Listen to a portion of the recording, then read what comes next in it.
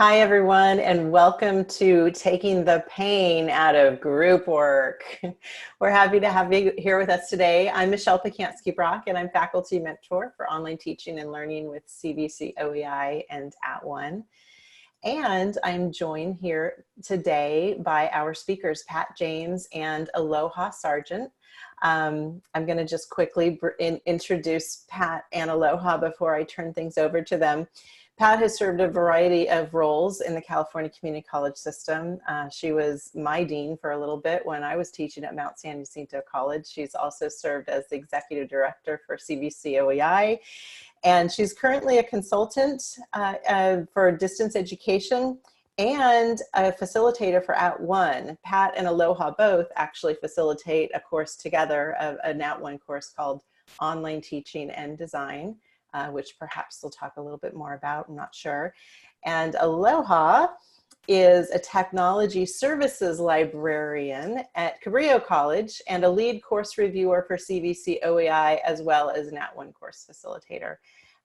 So you have two excellent presenters and who are filled with knowledge about this topic and can speak about it from a variety of different angles. And let's take it away. We're going to go ahead and turn things over to Pat and Aloha for about 30 minutes, and then we'll be shifting over to Q&A. So if any questions come up that you want to ask them, as Autumn explained, click on that Q&A button at the bottom in your Zoom toolbar, and you can type the questions there, and I'll be keeping an eye on those.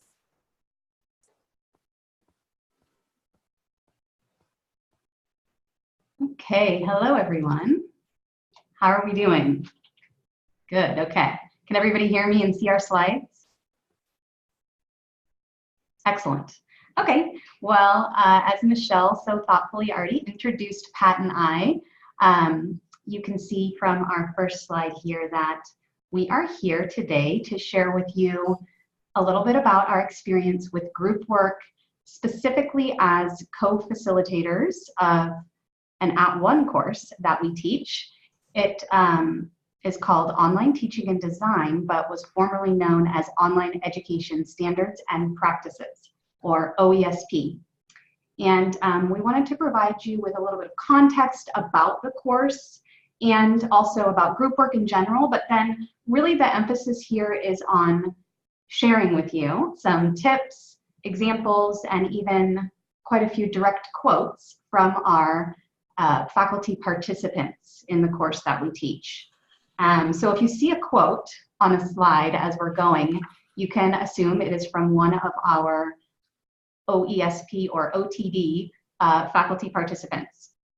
And we're probably not going to read you every single quote, but you can review the slides later because it's quite fascinating. Also, we're going to do a couple of chat breaks during the session. So obviously we encourage you to use the chat window throughout the session, but we are going to have a couple of places to pause and give you something to think about and ask you to specifically answer the question in the chat. So we hope that you will do that. All right, so what is OTD or OESP?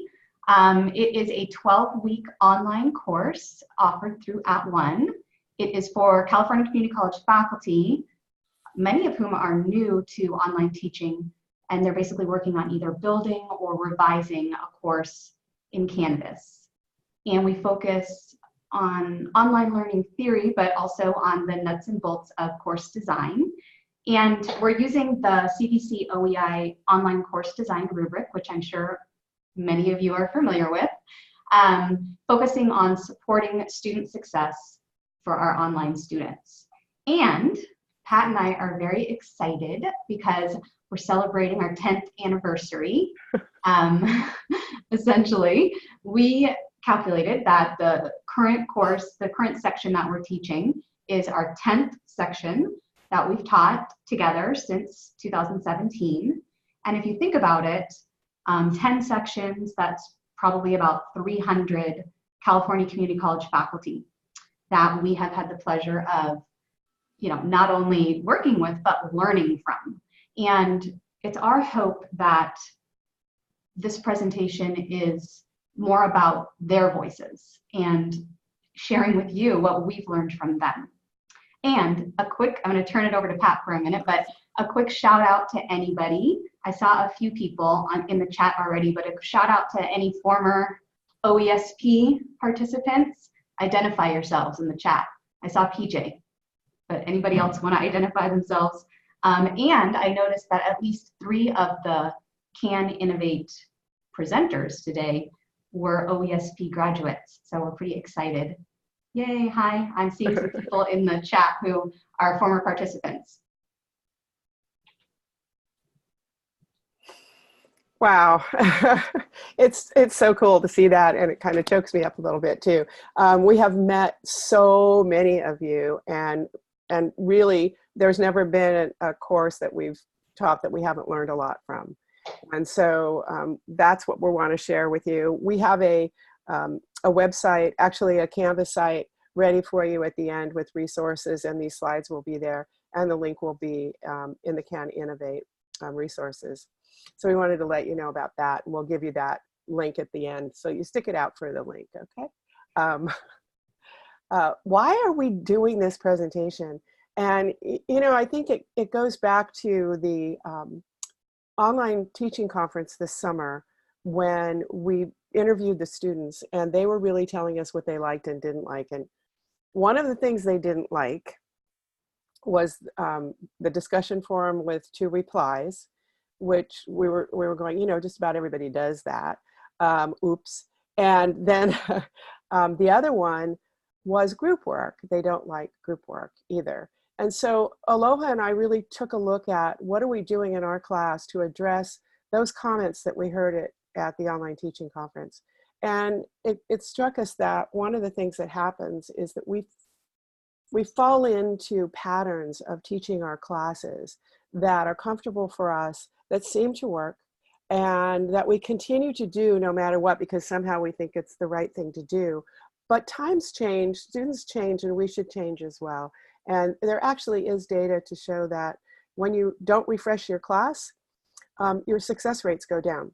So that's something to think about. And we're really looking at some of the things that we heard and trying to change them and figure out new ways of doing things. So while this session is called Taking the Pain Out of Group Work, we don't assume that we're going to take all the pain out. We just assume that we're going to work at doing that, and that we all will. And so as we go forward, we really need to think about, what have I been doing for, you know, all the time I've been teaching online, and thinking that that was okay, and never really trying to change it up and adjust and really think about new ideas. And that's what this conference today is all about. It's about innovation, not just sticking with the same old, same old. So that's what really prompted this presentation. Was we're looking at, Aloha and I are looking at really changing the OESP class as it transitions into being called online teaching and design, to really looking at the places where we need to keep refreshing. We've been doing it all along, but we did a major redesign this summer, and it really got us thinking about how can we meet the expectations of our students. One of the nuts to crack was a group work being a pain. That, you know, there's long-standing feelings about that, and we need to really take those into consideration, that if people don't like it, we probably need to change it so that they're engaged. So, okay. And these are some of the comments that we've gotten. Of course, the students just go, no, please no. And, you know, they look, I had some photographs of miserable students I was going to put here, but then decided not to. But they really groan when you say group work. So we'll talk a little bit more about other things you can say as we go forward. But the quotes here are what our faculty have said to us in discussion when we ask them what their feelings are and what they think about doing group work.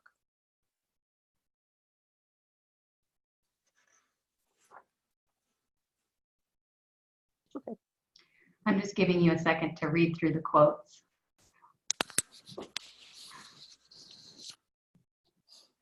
Hopefully, well, we expect that many of you can relate to this feeling.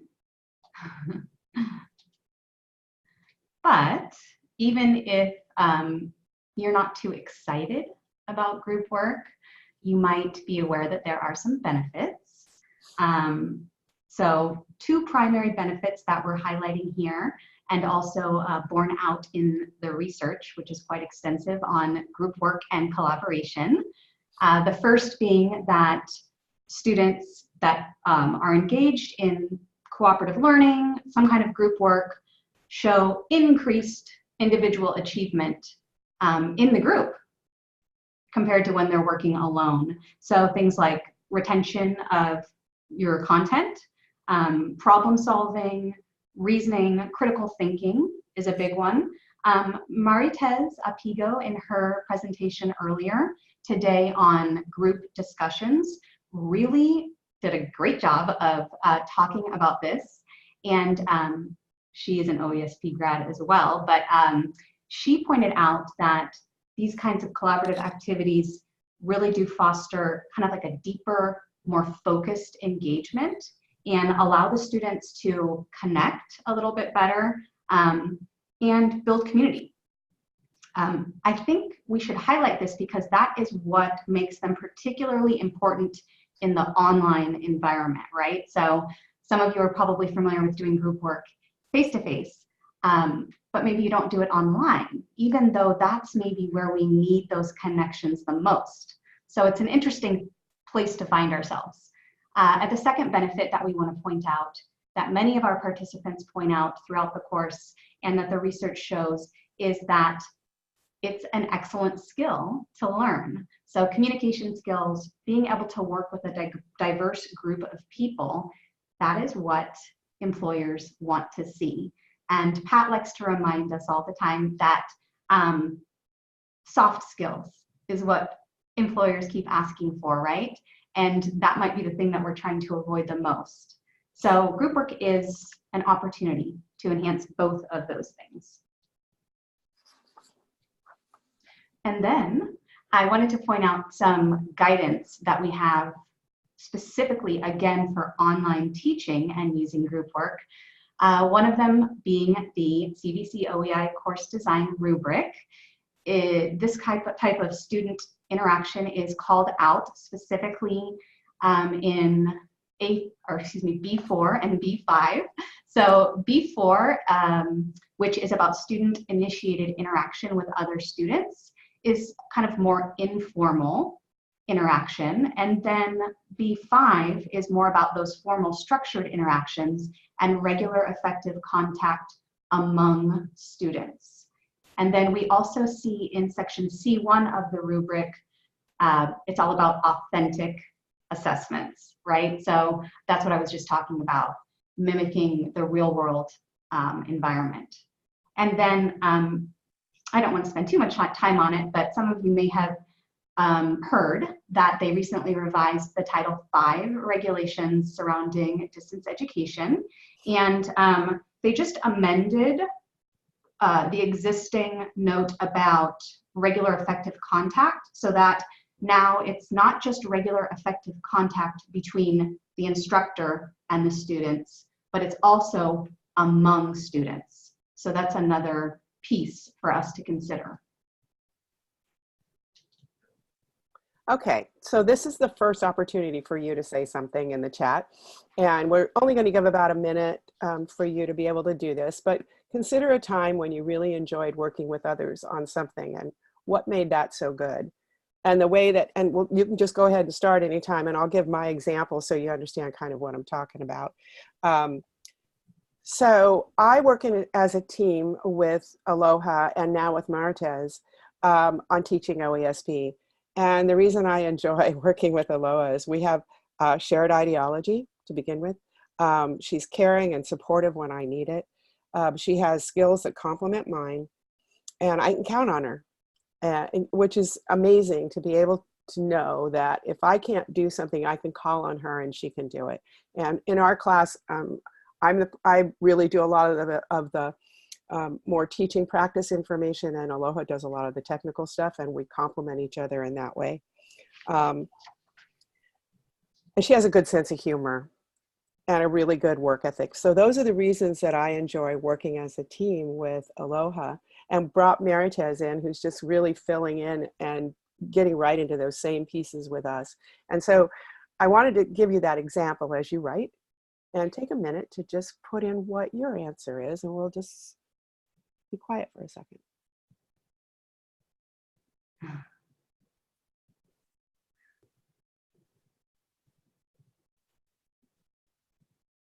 There are some really good ideas in the chat.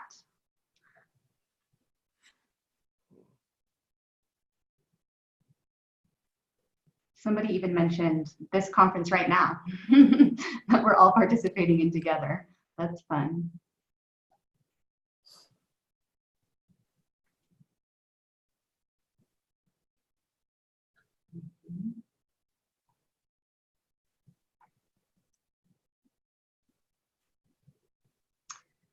Yeah, I like Victoria's comment about working together on something meaningful, and we're very soon going to talk about that. That's something that I find pretty much everything I do in my own work is collaborative, but I think it's most effective when we have a shared passion for what we're doing and it's meaningful.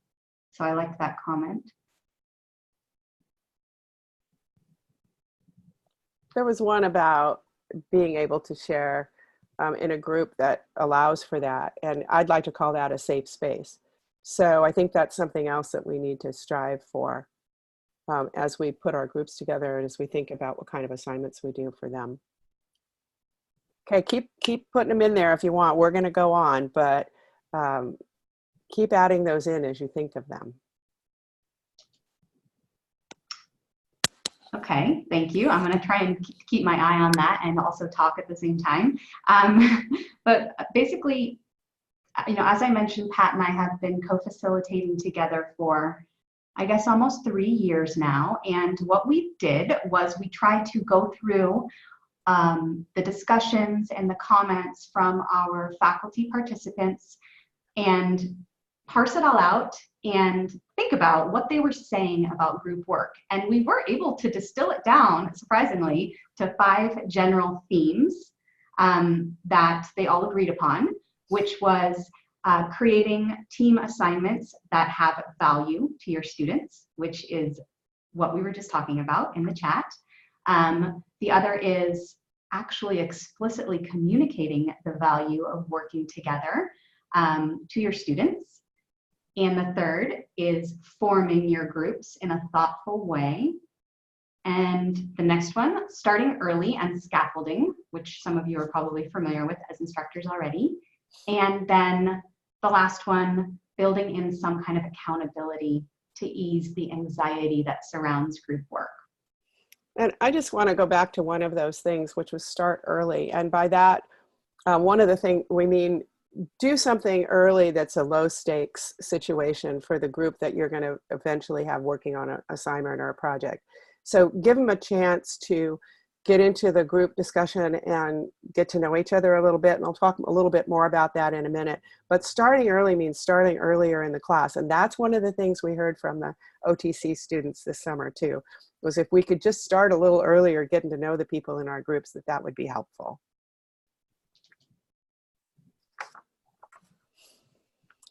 So, you know, if we go in a little bit deeper to this, you know, you have to start with, if you're going to do a group project or a group assignment, make sure that it has clear value to the students. And we were thinking about what does that mean? And we did a little bit of research and we looked back at what our participants had said to us. And one of the things was, you know, if you can build an assignment where they can do it if they weren't working with each other. You know, it's too big of a project for them to do unless they were working with each other to do it. We'll talk a little bit about those earlier ones, but as the assignment begins, make sure that they understand that it's something that they have to really rely on each other for. Contribute, and it must contribute to the understanding of a topic. Make it as relevant as possible to students. Some folks recommended competition. I've never done that in groups, but if you have, you might want to say on the chat whether it's worked for you or not. And you know, there are some non-threatening activities that are competition as well. So, you know, like you get a big flower on your screen if you're, you know, at the end of the class, everybody's participated, you know, as much as possible in the groups or something like that. Really silly, but it really starts to get them to think about that. And I remember hearing from students that they really don't like having people in their groups that don't do the work, and there's always slackers, and everybody says that, even if they're the slacker.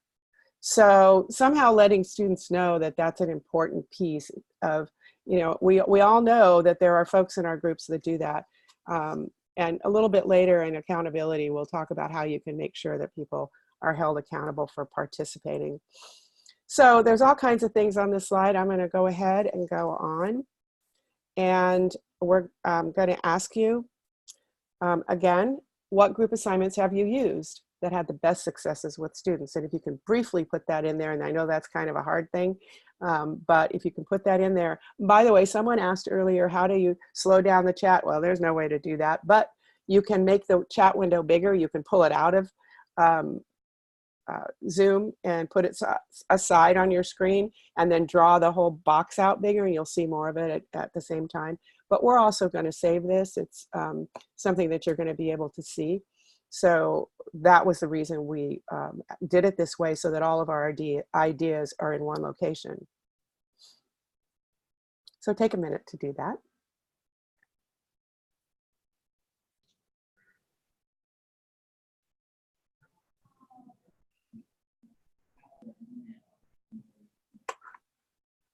Wow, you guys are doing great.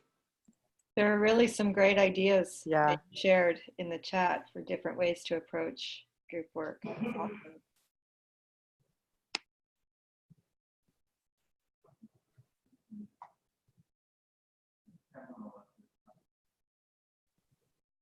These are great. I see a lot of examples of students as creators here, which is something that is very authentic and meaningful. A lot of very interactive types of assessment here.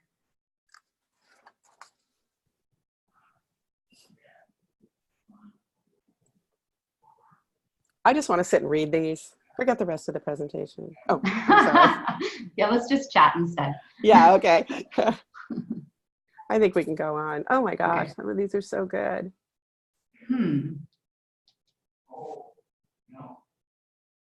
Okay.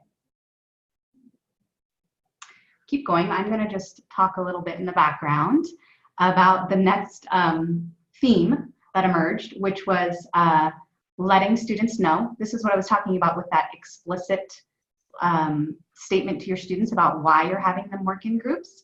And I don't know, for those of you who saw the earlier presentation by Chelsea Cohen, who talked about how she used Twitter.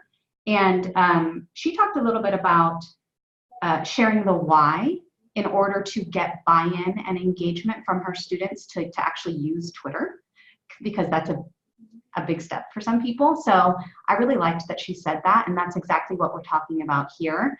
One of our participants said that it's our job to demystify the benefits of collaborative learning for our students. And so I've created a new term, and I'm going to call it explicit demystification. Okay, so that's what we want you to do in order to get your students to have a positive view of why they're doing this kind of collaborative exercise. Because it's not safe to assume that they've done their research on collaborative learning and what the benefits are. So find a way in Canvas when you're presenting these activities to them to just explicitly explain to them what you're thinking behind the assignment.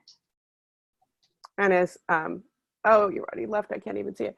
Gloria said that she always explains the why to students. And, you know, that's something that I do as well, because I always need the why. I'm one of those people that have to have the, you know, the big picture before I do anything, which sometimes slows me down a little bit, but the end result is that I do a better job. So if they know why we're asking them to do this, and it's not, you know, just we have an evil quest for bad, you know, to make the students uncomfortable, that I think that they'll be a little more apt to join in with us. Oh, okay. So here's one of the things that we did in our class as a result of the OTC presentation is we immediately changed some of the language we use. So we don't call it group work. And we try to distinguish with the students, and our students are teachers, right? So we're talking to them about Canvas, that there are tools in Canvas and they have a label, and the group tools have a label. The label is a group tool, right?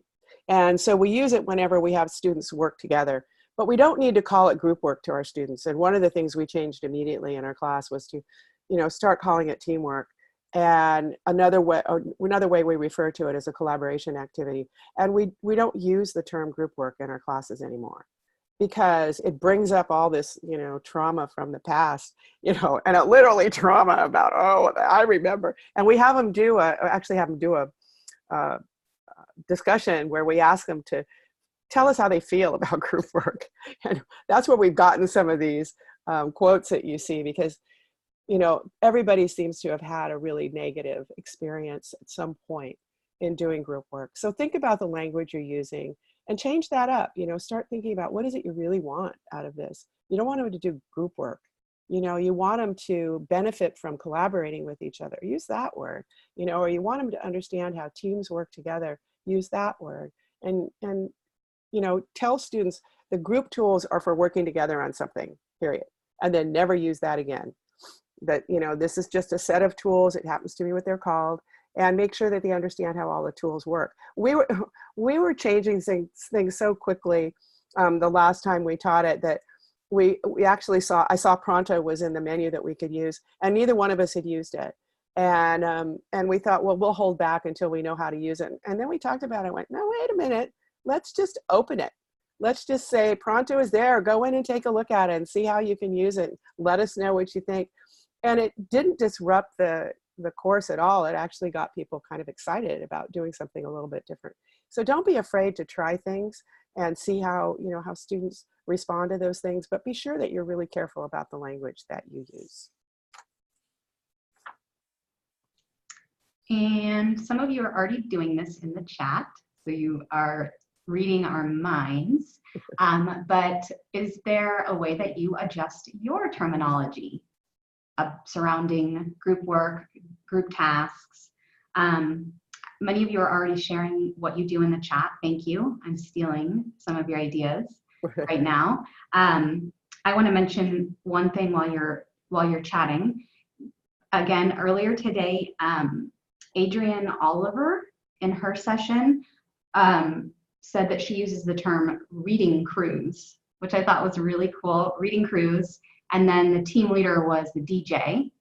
And Maritez Apigo in her presentation said she uses like book clubs as the name of her group discussions, which I thought was fun too. And so our course participants from OESP or OTD, they made the suggestion to try and use the language of your discipline or your field to frame it. So I see that's what some of you are talking about in the chat right now. The OESP participant specifically was talking about, they taught business, and so their team leader was the CEO, and then they had these other kind of project management style teams. But there's other things that you can imagine, I'm sure, for poli-sci or early childhood education or nursing, culinary. I can just imagine the really cool terms you could come up with for a variety of disciplines. And we probably just need to move on because we're going to be running out of time if we don't get to. Okay. I think this is me, right? So I've lost my place. Not the first time. So when you're thinking about forming your groups, some people just do them randomly. Some people let students do their own. And I don't know how successful folks have been with just letting students do their own groups. I think with some assignments that might work as long as you've set up something before this happens so they get to know each other. But we've found that there are some things that people have suggested that we just really like and are putting into our class. And one of them is to really do some assessment of your students, and you put them into groups with a real thoughtful way. And some of the things to think about are, we have a spreadsheet.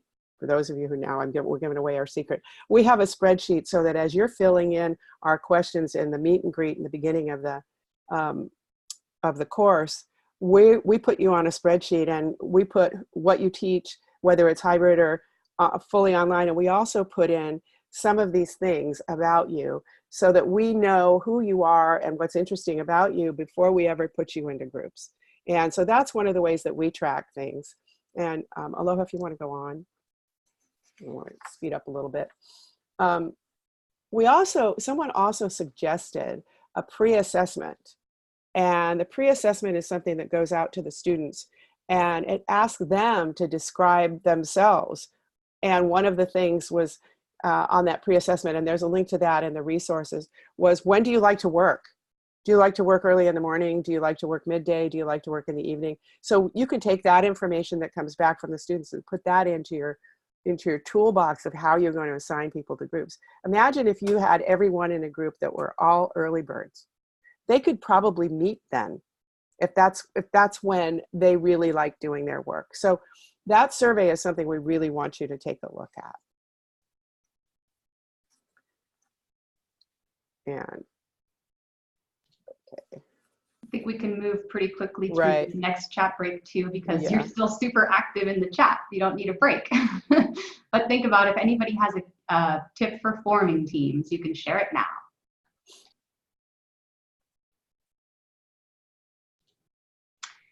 And then I just have some quotes here again from our participants about ways to scaffold in group work. And it's what we already talked about, trying to build a connection first and do something lower stakes first before throwing them into a massive project. The student panel at the online teaching conference talked about this. Our participants talk about this. But yeah, think about getting them in their groups early in Canvas and giving them some things to do that are more support oriented before you make them do something really anxiety riddled, right? So we did this in OESP. We used to give them 1 week to do a project, and then we gave them 2 weeks, and then now we spread it out over the whole course, building up.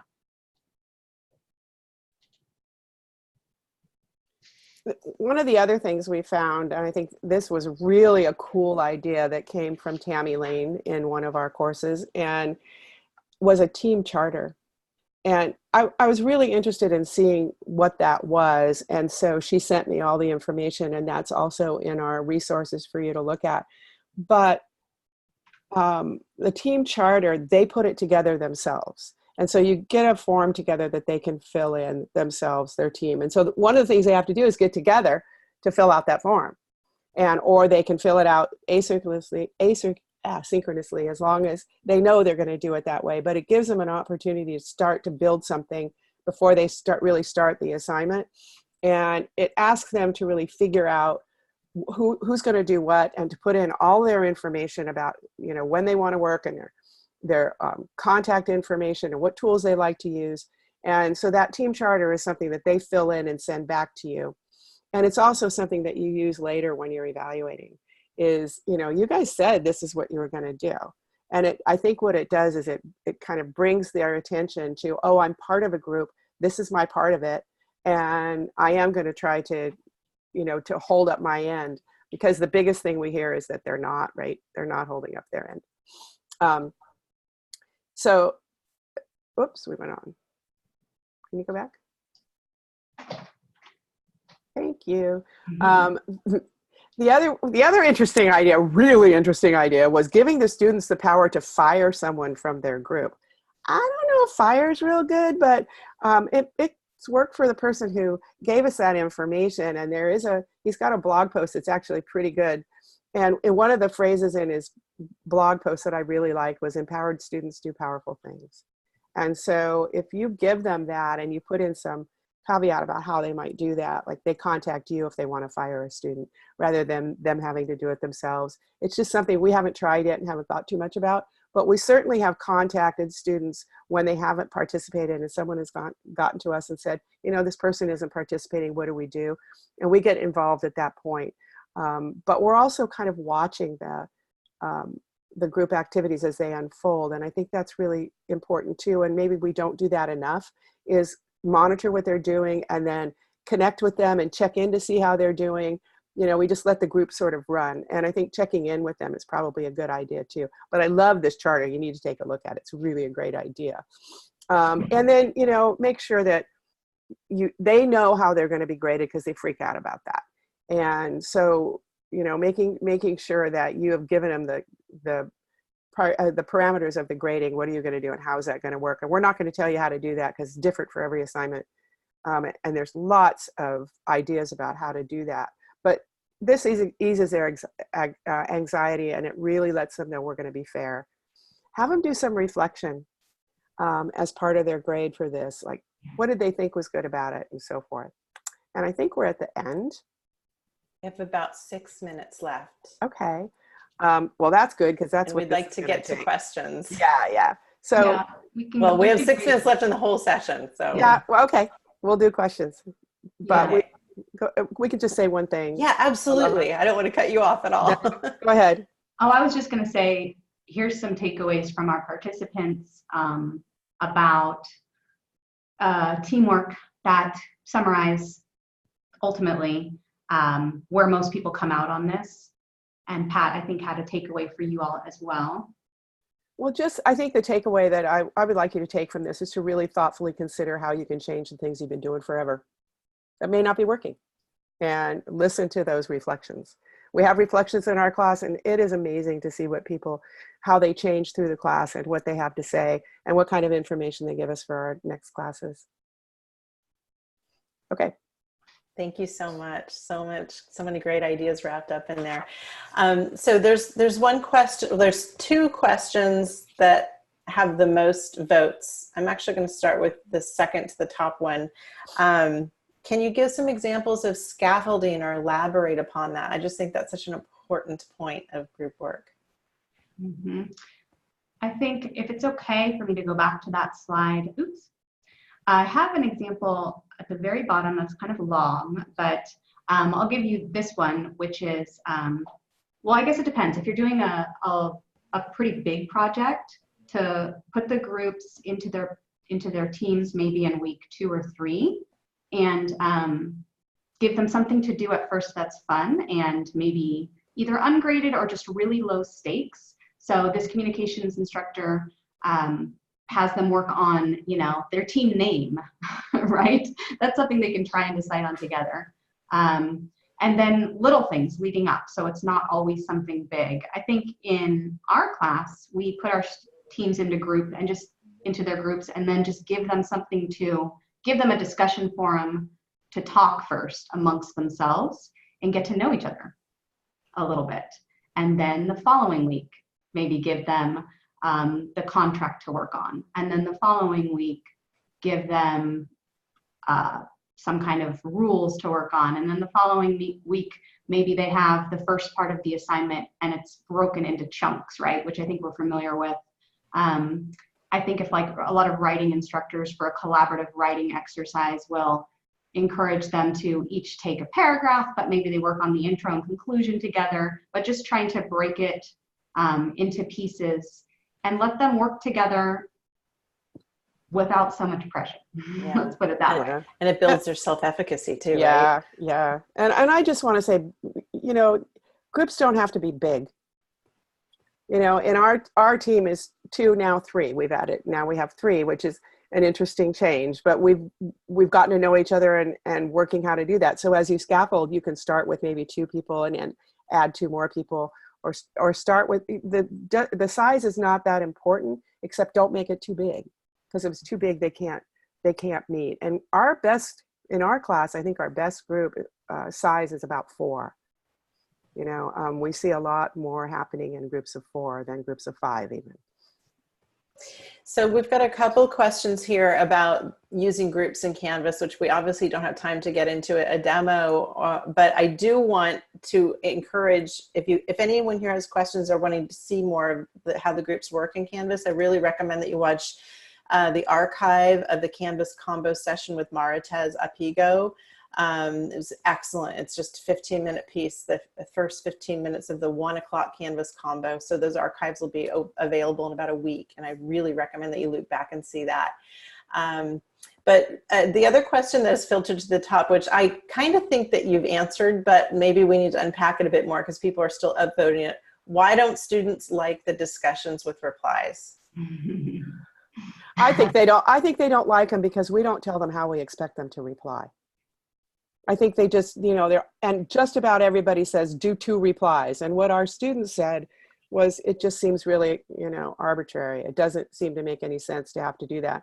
We've changed them in our class, and we're doing an experiment right now where we're grading, we have a 10-point scale for discussions. And the first 10 points, the first 5 points is for how well you do your response, your initial response. And then the other 5 points is about how well do you engage with the people in your class, and give them a couple of ideas about what we call engagement. But we don't say, we say things like, we think you'll find a few people with whom you want to talk about this topic. So we don't say do 2 replies. And I think that's what they were saying. Every class, it's, post and then 2 replies. But if we don't say, in this case, we want you to find someone you disagree with and talk to them about that.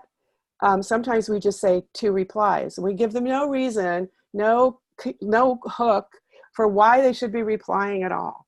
And, there are different ways to use discussion forums, but I think, there's some you don't put in replies. It's a matter of sharing. And that's the way to use that discussion tool. So maybe we shouldn't call it a discussion tool. Maybe we should call it a collaborative tool right from the beginning. I think Meritez would support that. But, let's really rethink 2 replies. And that's what the student said. So. Thank you. One more here. I think it's from Jerry. I think that's how you pronounce Jerry's name. How do you set up grading so that students don't feel like the slackers are benefiting from everyone else's work? Do you want to talk about what people have said? Well, yeah, that's a good one to save for the last minute, huh? Yeah, really. Oh, it's huge. Yeah. There's a lot of different theories of thought on grading of group work. And we even had, and I think PJ is here in the chat. I saw her. She had an entire structured grading plan where everybody earned a certain percentage, and then only certain people earned more if they actually participated fully. But I think the majority of what I'm reading in people's comments about this, it was that they have the students give themselves a grade for their participation in the group. And I guess students are pretty sometimes more hard on themselves than you are. So let them give themselves a self-assessment and then also do a peer assessment and see if that matches up. And you let them know that in advance. You give them that information in advance. Yes. So they understand they're going to have to be, talking about how well they think they did from the beginning. And I think that will encourage people too. But if you go back to, making it a relevant, really relevant assignment in the beginning, hopefully you won't have that. Absolutely. That's exactly what I was going to add in there. So I've shared the link to the resource page, and on that page, there's a link to a Canvas course that you 2 have put together. You're going to be adding your slides in that Canvas course, I understand. Do you want to talk about anything else that's in that Canvas course? Just that it's a course that we've created to share resources from, again, the course that we facilitate. Great. OESP or OTD. So we created it a couple years ago for our presentation at the online teaching conference. And so we left those in there because they're useful. And then we're adding more. So we're just going to keep adding to it, and we might add some of the ideas from the session today as well. And I would like to plug Helen Graves for her bite-sized Canvas piece on doing groups. So that's something you can look at too if you want to know a little bit more. She's got some really good stuff in there. And then we also put in those resources the links to the Canvas guides that will help you understand the tools. Okay, I'm trying to put bite-sized in the chat real quick. That thing is great. When you go to the so this is one. Yeah, this is the link to all the videos. Yeah. Okay. I don't have the Yeah, direct that's link. right. Yeah. And we have the direct one, but that bites. It's under Pocket PC at the @ONE site, and that's my favorite thing about. I'm sorry, my favorite. And watch Maritez Apigo's presentation archive, where she demonstrates how to use the group tool as well. Yeah. Okay. Thank you so much, Aloha and Pat. This was wonderful. I myself, I didn't even feel like I was hosting there. I just felt like I was just contributing about teaching, and that felt really good. It really is invigorating. I agree. And thank you so much to all of our great attendees. Wow, what an amazing chat this was. We're going to have to archive the chat and make it available because there's so many amazing resources in there. So Pat Aloha, how about if I send you the chat archive and you can put it in the course? That sounds great. Okay. Perfect. Sounds like a good plan.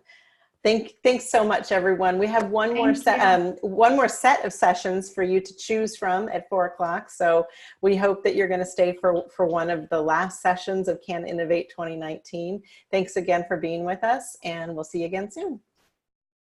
Bye.